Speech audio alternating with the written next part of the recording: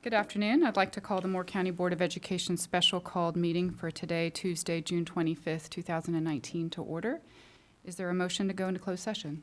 Madam Chairman, I move the board enter closed session to prevent the disclosure of confidential personnel information pursuant to General Statute 143-318.11A1, A5, and A6, and General Statute 115C-319, and to consult with the board attorney and preserve the attorney-client privilege pursuant to General Statute 143-318.11A3. If there's a motion, is there a second? Second. Second by Ms. Thompson. Any discussion? All those in favor say aye. Aye. Any opposed? Motion carries 6-0. We'll be back at 5 o'clock.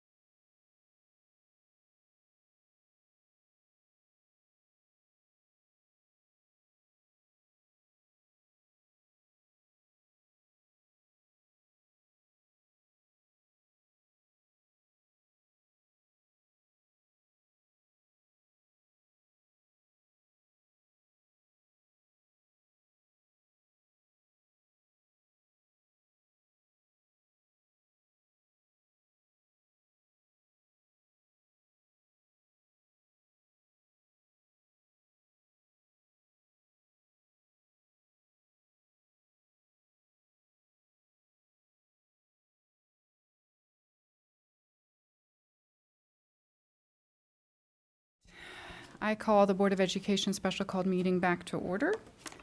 Please stand for the Pledge of Allegiance. I pledge allegiance to the flag of the United States of America and to the republic for which it stands, one nation, under God, indivisible, with liberty and justice for all.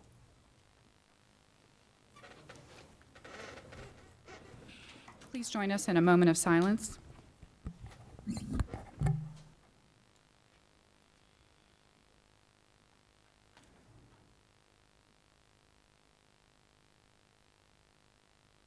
Thank you. Before we get started, I'd like to ask our board attorney to make a few comments. Yes, thank you, Madam Chair. I just wanted to, before we begin this discussion, just wanted to remind board members that the administration will be presenting some information related to misadministration of tests at Pinecrest High School. As you know, there's some confidential personnel aspects to that review. I appreciate the careful attention the board gave to those matters in closed session, and I will be vigilant to remind board members not to share information or to solicit information from the administration that should be kept confidential. But I do appreciate the long conversation to share with as much as possible with the public within the bounds of the law, and I know the administration is prepared to do that at this time. Thank you very much, Mr. Ramey. I also want to just have a few comments myself, and I do want to thank the board, too, for the time and attention that we took to this in closed session. Before I hand this over to Dr. Grimacy and staff, I would like to make a brief statement on behalf of the board. Like all of you out there listening, we were shocked and dismayed to learn about the missing ATC tests at Pinecrest. We recognize these tests carry great importance for our students, and the hardships imposed by the loss are significant to our students and parents alike. I can assure you this incident does not define Moore County schools, and the board called this special meeting to do a few things. First, to gain a better understanding from staff about what happened. Next, to share what steps are being considered to do so something like this never happens again. And finally, and probably most importantly, learn how we are supporting our students as they move into retesting in the college application process. So I wanted to start with those comments. And Dr. Grimacy? Thank you, Madam Chairman. As you can see under reports, information, and discussion, we're going to offer a report on the 2019 Pinecrest High School ACT test process failure and plan to support student needs, and we hope that that aligns with the board's objectives from the presentation. So at this time, I'd like to invite Dr. Locklear to come forward with Dr. Mike Metcalf and with Ms. Kate Faw. And Dr. Locklear will provide a report, and then as a panel, they'll make themselves available to answer what questions the board has. Thank you.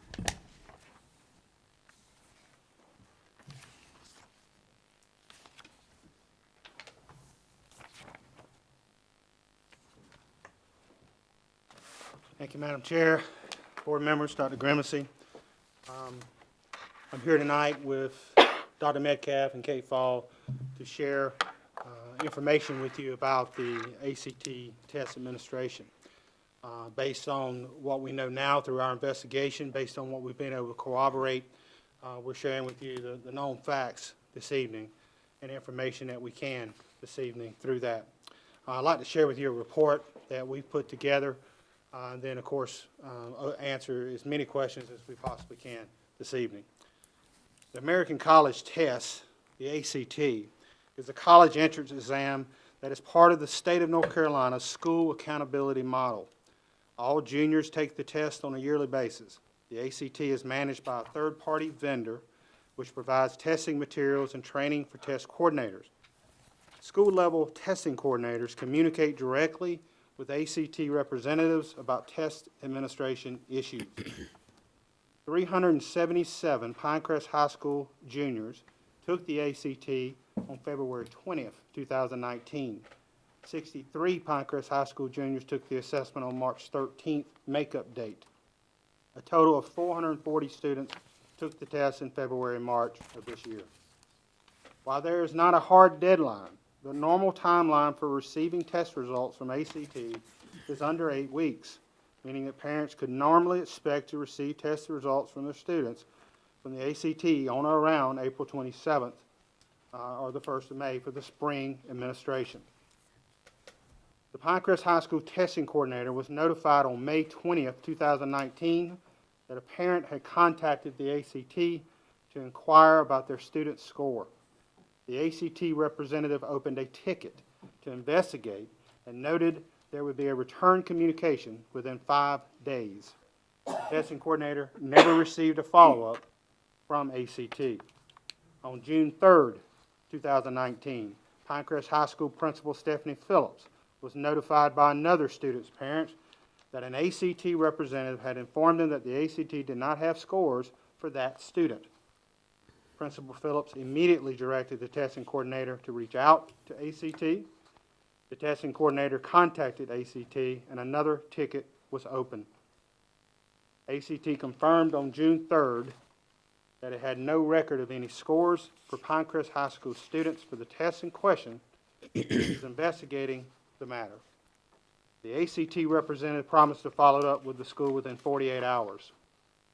Also on June 3rd, Principal Phillips and the school's testing coordinator notified the Moore County Schools testing coordinator, Tanya Del Conte, and the Director for Planning, Accountability, and Research, Kate Fall, of this matter. Ms. Fall relayed the information to Executive Officer for Academics and Student Support Services, Mike Metcalf. On or about June 4th, Dr. Metcalf informed me, Chief Officer for Academics and Student Support Services, that there was a problem with the ACT scores at Pinecrest High School, and it was being investigated by ACT. On June 5th, the school testing coordinator emailed ACT to ask for an update on the status of its investigation. ACT responded that its staff was working on the matter. On June 6th, the school testing coordinator again contacted ACT and received essentially the same response. Tanya Del Conte notified the North Carolina Department of Public Instruction's Regional Accountability Coordinator of the situation. Another NCDPI representative indicated that NCDPI had not been notified of any issues from ACT, but would reach out to ACT to request further information. On June 10, an ACT representative called to speak with the school testing coordinator. The testing coordinator was not available, so the ACT representative asked to speak with Principal Phillips. The ACT representative shared that ACT had not received answer sheets from Pinecrest High School for either the February 20 or March 13 assessments. She also confirmed that the answer sheets were not in any of the materials received by the ACT, and that the FedEx had not scanned the answer sheet mailers that were sent to Pinecrest High School along with test materials. On June 10th, Principal Phillips, Assistant Principal Herb Hansen, and the school testing coordinator had a follow-up call with an ACT representative. The ACT representative confirmed that ACT had received 7 boxes of testing materials from Pinecrest High School for the February 20 test and 2 boxes of materials from the makeup test on March 8th. However, ACT had determined that the answer sheets and FedEx mailers that were intended for their transmission were not included in those boxes. Also on June 10th, Mr. Conte called NCDPI to report what she had learned from ACT. The NCDPI contact noted that she had a call scheduled with ACT later that afternoon and would follow up with Moore County Schools. On June 11th, the NCDPI contact informed Ms. Del Conte and Ms. Fall that ACT had thoroughly investigated, including a search of all the test books submitted by PHS, and had not found any of the Pinecrest High School student answer sheets. ACT also confirmed that the FedEx label sent to the school for return of the answer sheets had never been scanned by FedEx as having been deposited for delivery. Later on June 11th, Ms. Fall and Principal Phillips shifted the focus of the investigation into a full internal investigation until the incident. On June 12th, Ms. Fall and Principal Phillips completed their investigation and shared their findings with Dr. Metcalf, who then shared them with myself. I then shared the information with Superintendent Grimacy for the first time on the afternoon of June 12th.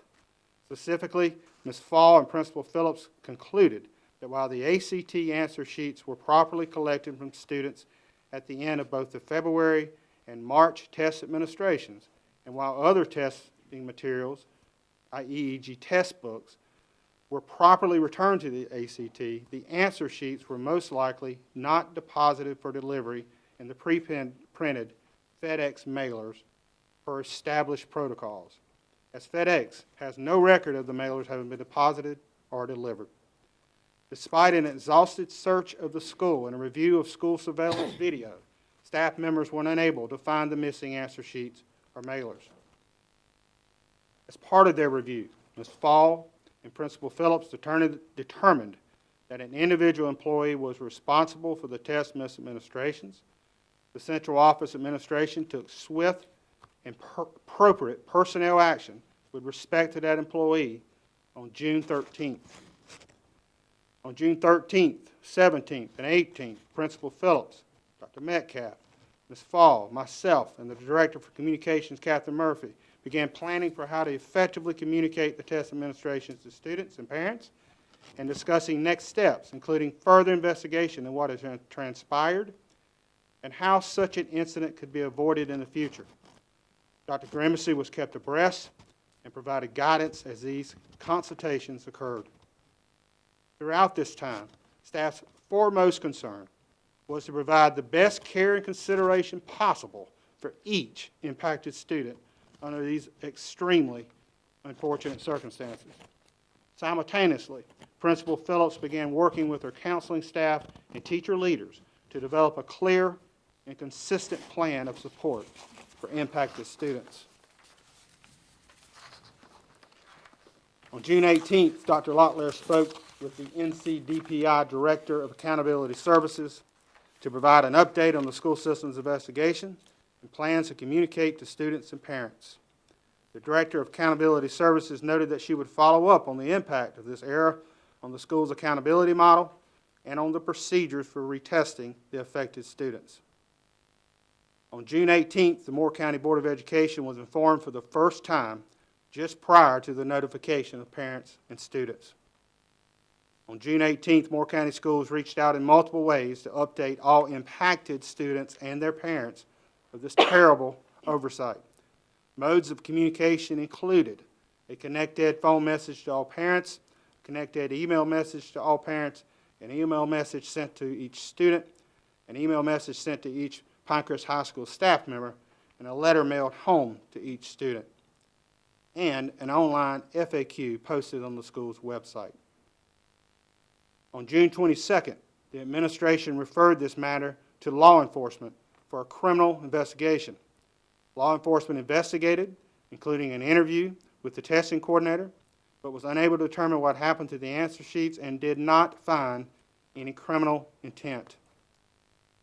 On June 24th, myself, Kate Fall, Dr. Metcalf, and Principal Phillips had a follow-up phone conference with the NCDPI Director of Accountability Services. At that time, the NCDPI expressed that they were very optimistic that the district would be able to retest the impacted students during the fall of 2019, and secondarily, that data could be used for the school's accountability model for the 2019-2020 school year. From the time we first became aware of a potential problem through the present, the administration's top priority has been to take care of each impacted student as best possible. We encourage impacted students at Pinecrest High School and their parents to contact their school counselor and our Principal Phillips with any questions or concern. The school stands ready to respond to each individual situation. The misadministration of the ACT test was a serious error and a significant process failure.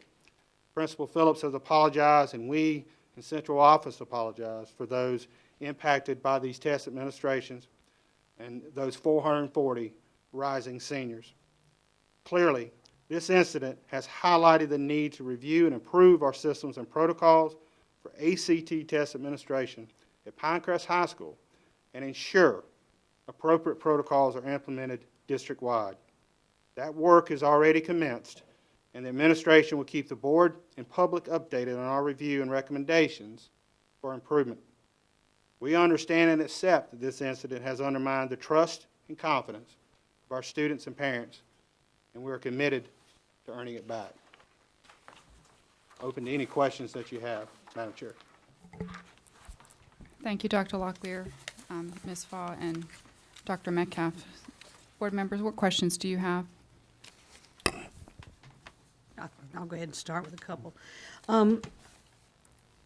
Currently, we graduated 521 students from Pinecrest High School, but we only tested 440 juniors or rising seniors.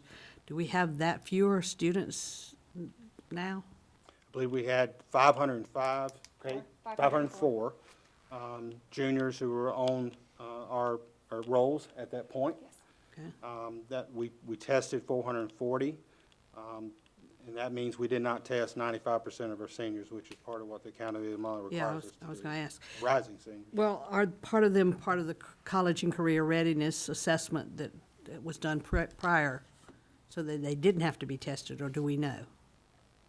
We have no record of applications to put their data into the accountability system prior to the ACT administration.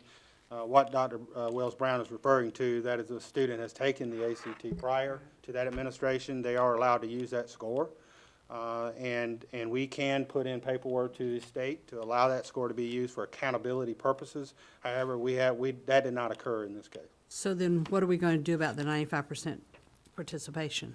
We're currently, as noted, Department of Public Instruction, North Carolina Department of Public Instruction, in just a conversation yesterday, was very optimistic that we're going to be able to retest this fall.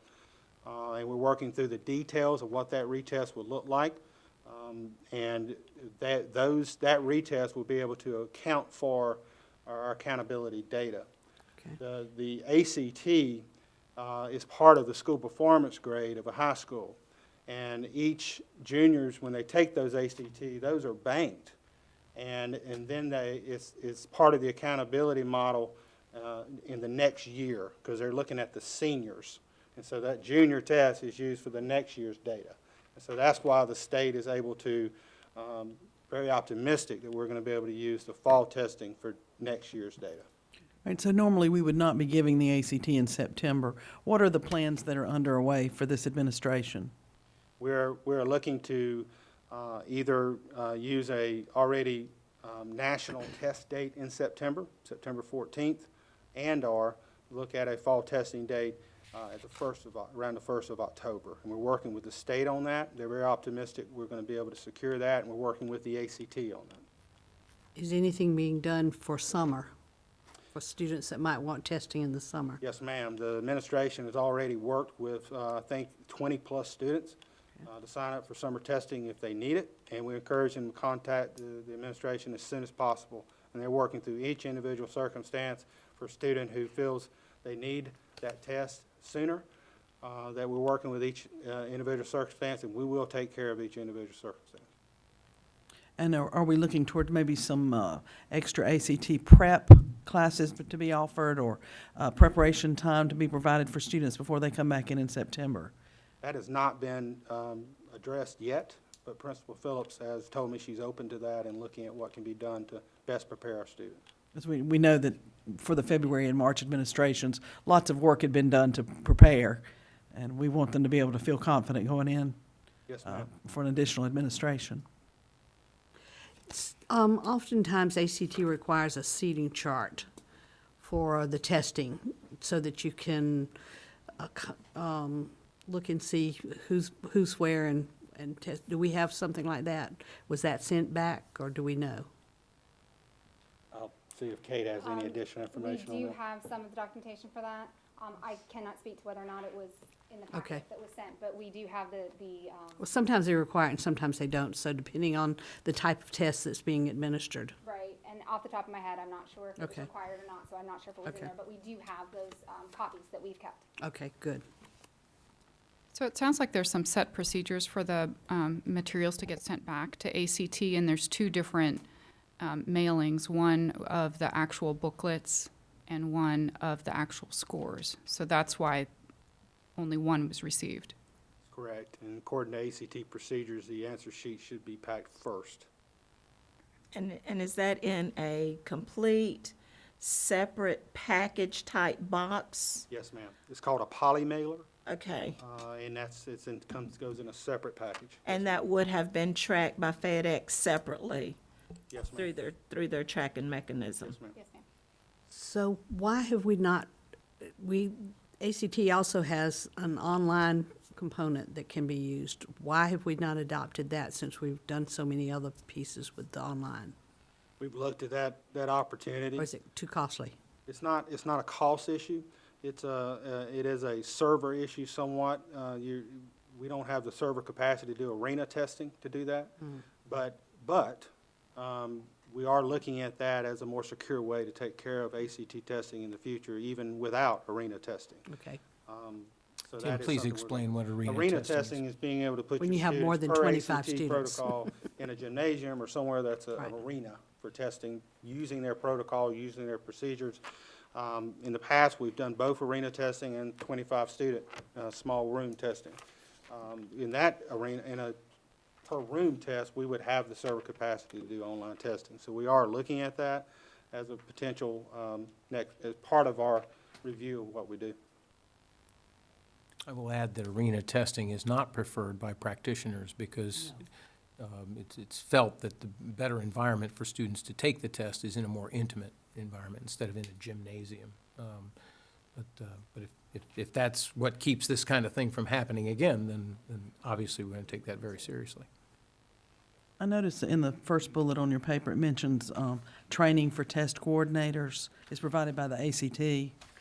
So can you elaborate on what this might be or on what steps are now already underway to assure us a trained test coordinator for the fall? Kate could probably share a little more information about the type of training that ACT offers, and I can certainly add about what we're already reviewing and looking at for the future. The ACT does webinars. They're sent directly to the test coordinators at the schools. And those webinars include everything from how to expect to receive the materials and organize materials to the regulations for how far students can sit apart from each other and all of that. It's done in several parts. There's also sections on how to fill out the forms and when the forms have to be filled out. And then they do also include packaging materials as well.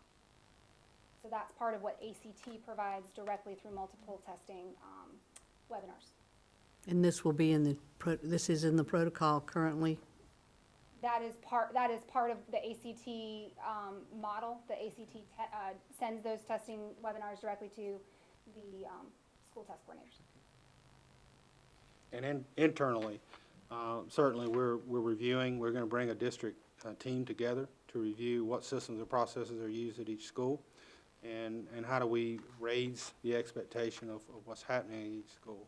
But, we want to make sure we're using best practices like having multiple people, double checking, to have checks and balances behind each step of the process, to have better record-taking steps of each step of the process, to make sure there's efficient and accurate record-keeping and filing of information. So at each point of a process, whether we're talking about ACT or any other test, that we're making sure we're handling it with fidelity, and we make sure we're taking care of that for the students' outcomes. If I might, Madam Chair. Yes. Yeah, Kate, if you could, help the board understand how ACT administration tends to be a little bit independent from EOG and EOC. Is there anything that makes it a little bit unique compared to how our oversight with other testing protocols? Yes, sir. The ACT is managed entirely by a third-party vendor. And so the communication from ACT goes directly to the school's test coordinator. It does not come through our district offices at all. It does not go to the principal. And in fact, they dictate that all communication happen with that test coordinator at the school level. And so we aren't necessarily in the loop as to every email that they get because it happens as a third-party vendor directly to the schools. They partner directly with the schools. So in our review, will we find ACT receptive to our efforts to do more centralization and have more careful oversight despite their preference for communicating directly with the testing coordinator? I can't speak directly to what ACT will allow, but that is something that we are looking into to make sure that we provide that level of accountability. So perhaps looking at a framework similar to what's applied with EOGs Yes, and sir. EOCs with the state to do that, but we have to do that in spite of ACT's preferences. Yes, sir. We will have to come up with a process independent of the ACT model.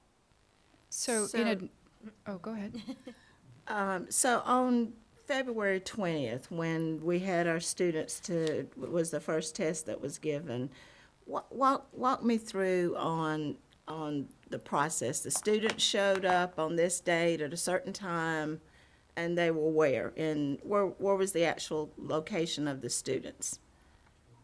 The Pinecrest High School did their testing in the auxiliary gym, Okay, with the exception of accommodations, which were done in multiple locations depending on the students' accommodations. So on the day of the ACT testing, you have to begin by 9 o'clock. Pinecrest does have a waiver to start a little bit later than that, because if you don't start by that time, and they start at 8:45 in the school day. So they have a waiver to start a little bit later. The students are sent to the auxiliary gym. They're assigned to their location. Very specifically, it's very, as Dr. Brown pointed out, it's a very detailed seating chart. They're sent to their directions. There are proctors that monitor a pod of 24 students, so essentially a grouping of students.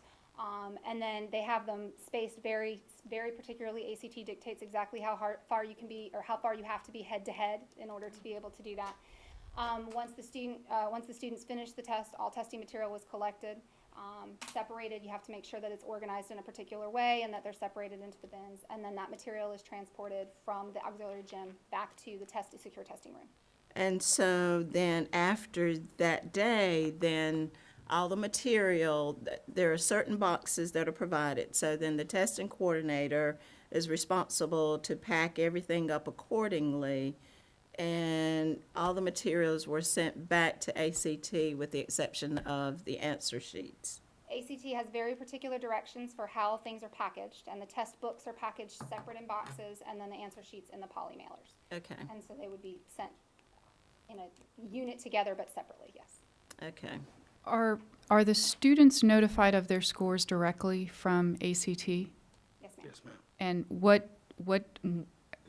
is the school or the facility that offers the testing, are they sent the scores as well at a separate date?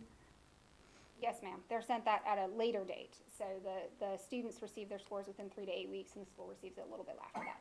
So it's not, so the students would have expected to have gotten them no later than 8 weeks, and we would have gotten them after that. So we would need to have, the alert would have had to have come from the parents or the students. Yes, ma'am. It's not something we would have noticed. Yes, ma'am. So no notification comes back to the school that the booklets have been received or that the test sheets had not been received.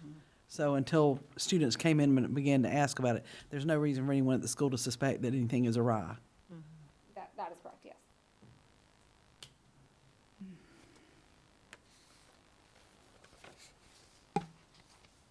And Union Pines and Northmore, do they offer their own test dates? They tested the same date. They tested the same district date? tested the same date. They received, they all received their scores. There's no issue at Union Pines or Norfolk. And do they ship them out that Saturday, or do they wait till the Monday to ship them out? The date, the state accountability testing program through ACT sets up a test date during the week, so it goes out Oh, during the okay. week, the next I day. thought maybe it was Saturday. So what have your discussions been with DPI? What have they covered? We've talked first, making them aware of the situation. Have talked with, they've been very helpful and supportive of pushing and getting as much information as they can from the ACT and helping and supporting and assisting us through that investigation. We've also talked about how do we take care of our students, and they've been very supportive of that and very commending that focus. And so they've worked hard to come up with a solution with the ACT and to allow us to look at a retesting of our students in the fall. And so they're very optimistic that that will take place unless they don't know of any reason it would not. They're very optimistic we'll be able to take care of that. So they've been very supportive, responsive, and so that's appreciated that they've been willing to help us there. And because the scores are needed also for accountability, it sounds like if we do the test in September, whenever the new re-administration is, how does DPI, how does ACT, do they just speed up the process? How do they then give us the test scores back so quickly this next time around? Is it a special request? Do we pay extra for that? How are they doing that for us? The timeline of getting scores back still remains 3 to 8 weeks. We are strongly looking at online testing that can assist in getting scores back quicker. So we are looking at that option that we mentioned earlier. And so that does not, there's no way to get them back with, other than that ACT sticks with that that common response that is 3 to 8 weeks. But we release that, we have to work with the ACT to release that data to the NCDPI so they can then pull it into the accountability system, which of course we're going to do that once all this is approved through the state. And then the students need those scores for their application process. They would need those scores for their application process or for an additional, assessment opportunity. So talk to us about expense Yeah, incurred. that's- The students did not pay for the administration in February or March, correct? That's correct. But there will be, how is that covered? How is that test covered?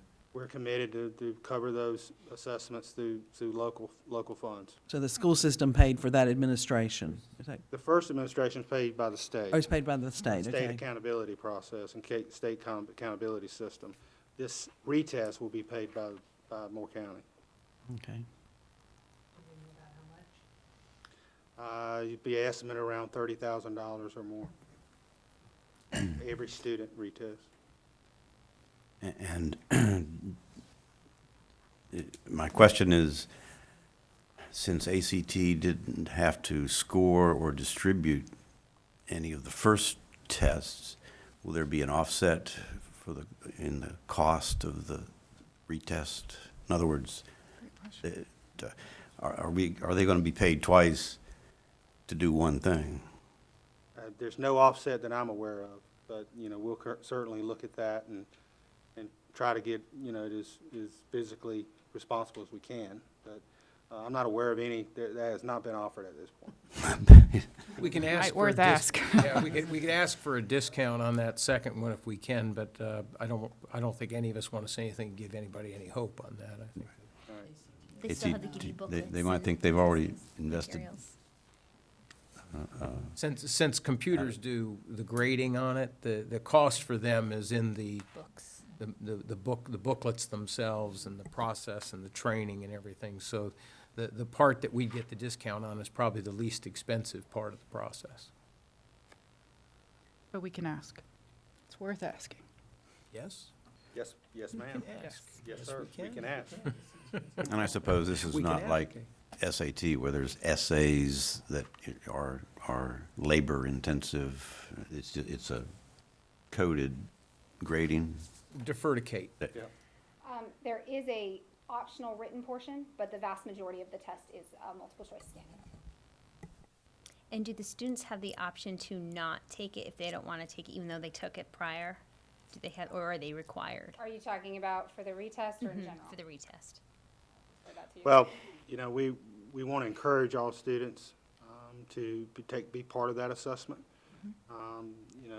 And perhaps, another assessment would help them. We're also investigating, if there's a student who's, for example, there may be a student who has a perfect score, who doesn't want to retake the ACT. We're also examining if that score doesn't have to be reported to colleges. So we're investigating every angle, and we encourage students to take advantage of the opportunity to have another assessment. But the short answer is no, they don't have to.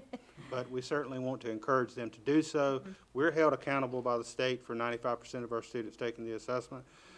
Certainly, we want to encourage our students to take advantage of the opportunity. Tim, to make sure there's no misunderstanding, can you clarify, if they opt out, is there any procedure to opt out, or do they just choose not to do it? Do they have to sign that they've been given the opportunity and they've not chosen to have that free test? No, sir, it's not currently a procedure. That would be one that could be considered moving forward, because if you have to validate 95%, it would seem logical that we need to document that we've made the effort. There's a lot of children who would choose not to take the test because they don't think that they are capable of taking the test. And so it would seem that it would be very incumbent upon us to document that we've made sure that every child has had that invitation to take this test. Am I? Yes, and the state holds you accountable to that. Right. If you don't test 95% of your students, you have to respond to why you did not test 95%. This is new to me. I'm learning Yes, that sir. I assumed that there was a formal opt-out where a parent and a child have to sign off, that they've been offered, they've been given the invitation, they're choosing not to do it. So let's put that on the list of considerations going forward, please. What has been, how have the counselors, what's the feedback been from the counselors over the past week and a half? Let Mike.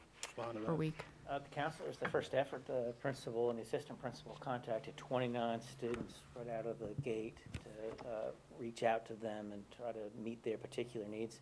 Counselors have been available throughout this period of time for parents who have any concerns, students try to work through individual issues.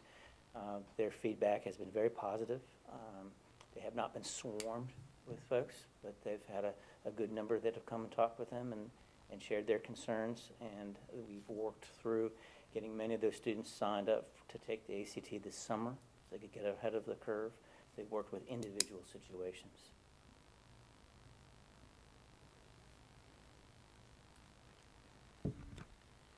Any other questions? Do you feel good about plans that are in the works for September? Yes, ma'am. Very And optimistic the about it. protocol that's now being established? Yes, ma'am. And when do you think you can come back and tell us a little bit more about that protocol once it's all fleshed out? I would think we will come back to the board before the administration, the re-administration of the ACT, and tell you exactly the system and process that will be used For all 3 high schools? for all 3 high schools. So that might be the August or September work There'll sessions. be either August or the September work session. We'll be able to bring a report back, Kate Fall, and Mike and I. Does Pinecrest offer the ACT or the SAT at other dates during the year? My assumption is they do. Kate? The They- school itself does not. They are not a, They're not a testing test site. center, They are not a testing site. even for the SAT? The SAT, they do. I believe they do give the SAT, and that is also done on Saturdays. But the ACT, they are not a testing site. But they're only a testing site for our own students, correct? Correct. On the Okay, day so that the makes, that's a state- different, Yes, the state dictates the day, and it's done at all schools across the state. oh, I didn't realize that. So it's one day for the not ACT like that is SATs. the state paid day. Yes, ma'am. Yes. Okay, The state gives us the date that we give the test on, yes. okay. Do So you play a role in that? I'm sorry? Do you play a role in that? I will have to defer that question to Tanya Del Conte. No, we do not. That is a statewide decided date every year. We already have it, and I can't tell you what it is for next year, but it's already it's a draft tentative date for next year. Might have to ask Tanya to come So- forward if we're going to ask her another question. My point, Yes. I think you misunderstood my question. My question is that on those days, which aren't the official days, we have the broad administration. On that day, we have as many Pinecrest students taking it as possible, and that includes the accountability process. But on this date where we administer the SAT, Oh, I'm sorry. does SAT work through your office, or do they work directly with whom? No, they are their own entity. They work as a third-party vendor, and they set that up with approved testing sites, and I believe Pinecrest is one. Okay, and so at Pinecrest High School, is there somebody that they contact, independent from you and the principal, when they're organizing these testing events? For the SAT, I am not sure of the answer to that question, Okay, but I will so- find out. But we do know they're not contacting you to contact somebody. That is correct. All right, Yes. so I think what I'm trying to make sure that the board and the public understand is that these processes have been historically independent. And fortunately, they've usually run pretty well. But there's we have to make sure that there's an understanding as we move forward, that as we develop these protocols, it's not because protocols, well, clearly, we embrace the failure in this case, but we also know that we had an independent process where somebody in this case was identified, and there weren't the tight protocols that we have with the state EOG and EOC process. Okay, so it's not to dispel the responsibility, but it is to say this is different, and we're going to have to develop new steps that previously have not been in place, and nor are they in place at other schools. So the same risk that was at Pinecrest is a risk that one could find in other schools. But we are going to come up with ways to accommodate that as best as ACT and SAT will permit us. Are there any additional questions? Any comments? We'd like to say thank you to the staff who have worked so diligently since, what date were you notified? You began to hear about this early in June, and how quickly you actually got into the meat of the problem and began to get the information out. Thank you to the guidance counselors who are working diligently on behalf of the students who need to take the test this summer and who will take it again in the fall. We appreciate your efforts on the part of all of them. And how you went to every angle to try to find out what happened. And so I do appreciate that. This is something we hope never should have happened. I think we can all agree on that. I know it'll never happen again, because we'll put in some procedures in place to make sure that this type of misadministration does not happen. And it's really important for our kids that we get it right going forward. So I appreciate all the efforts that you have put in the past week to identify what the problem is and to figure out how we're going to move forward from this in the future and support our students, because that's really the main concern at this point is helping them get to where they want to be in the next year. No other questions or comments on this issue. We have one other item on the agenda. Thank you very much. Is there a motion for the personnel report? Motion to approve. Second. Any discussion? All those in favor say aye. Aye. Any opposed? Motion carries 6-0. Any other board comments? Is there a motion to adjourn? So moved.